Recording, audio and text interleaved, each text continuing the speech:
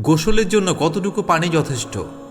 এই বিষয়ে সুন্নাহর পরিমিত শিক্ষা আলোচনা করা হয়েছে সহিহ বুখারী গ্রন্থের 252 নম্বর হাদিসে।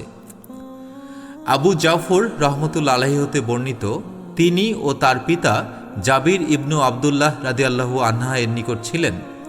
সেখানে আরও কিছু লোক ছিলেন। তারা তাকে গোসল সম্বন্ধে জিজ্ঞাসা করলেন।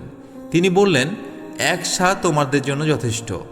তখন এক ব্যক্তি বলে উঠল, আমার জন্য তা যথেষ্ট নয়।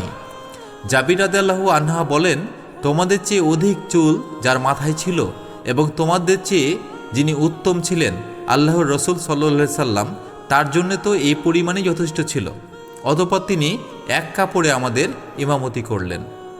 আল্লাহ আমাদেরকে অপচয় থেকে হেফাজত করুন, সুন্নাহ অনুযায়ী পরিমিত জীবনযাপনের তৌফিক দিন এবং আমাদের ইবাদতকে কবুল করুন। আমিন।